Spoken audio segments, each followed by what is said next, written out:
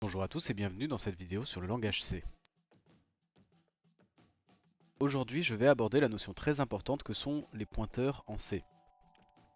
Qu'est-ce qu'un pointeur? Un pointeur est une variable qui stocke l'adresse d'une autre variable. Imaginez ça comme un panneau qui vous indique une direction ou une adresse dans la mémoire. Pour commencer, on a notre main classique et si on veut déclarer un pointeur, on va l'écrire de cette manière. On va écrire le type de la variable sur laquelle on veut pointer et une petite étoile avant le nom de la variable en question. Et donc là, on a déclaré int étoile p. On va déclarer un autre int x. Et si on veut accéder à l'adresse de x, eh bien on va utiliser ce petit symbole esperluette ou et commercial qui va nous permettre de tout simplement accéder à l'adresse de la variable.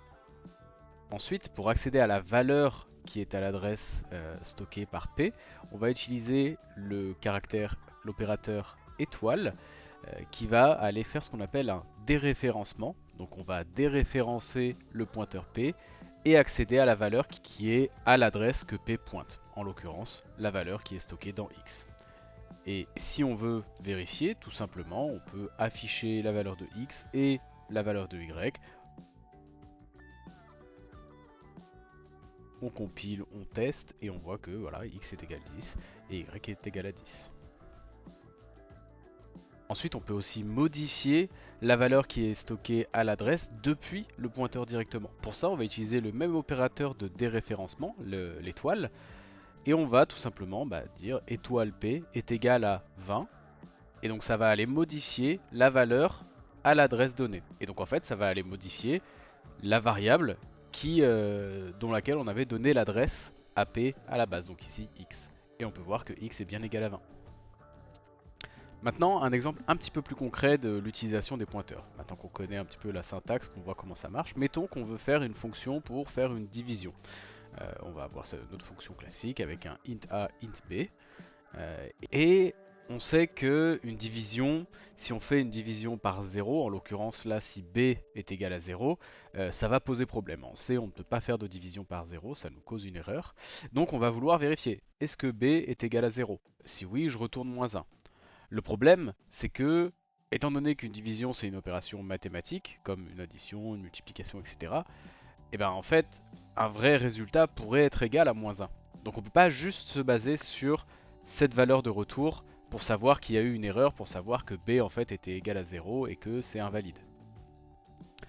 Et donc on va rajouter un troisième paramètre, qui sera int étoile r, qui sera un pointeur, et sur lequel on va déréférencer ce pointeur et le mettre à 1 si jamais b est égal à 0, et donc on saura qu'il y a eu une erreur.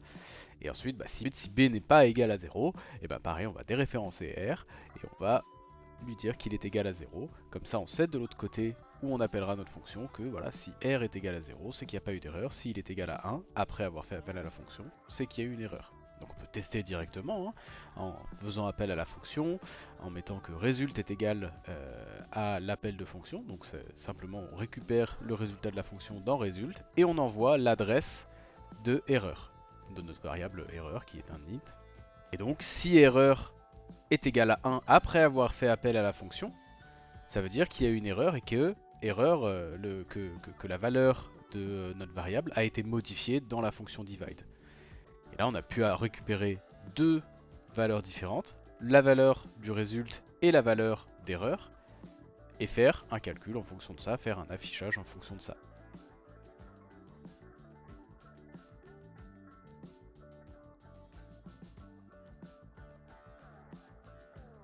Ici, si on compile et qu'on teste, on voit bien qu'on a le résultat de la division pour le premier appel de divide, qui était 10 divisé par 2, et pour le deuxième, 5 divisé par 0, on a bien l'erreur de division par 0. Et donc voilà, les pointeurs en C, évidemment que ça peut paraître intimidant, mais une fois que vous les comprenez, en vérité ça ouvre la porte à toute une nouvelle gamme de possibilités en programmation.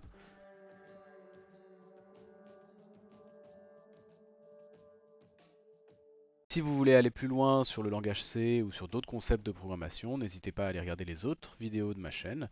Quant à moi, je vous dis à plus tard dans une prochaine vidéo.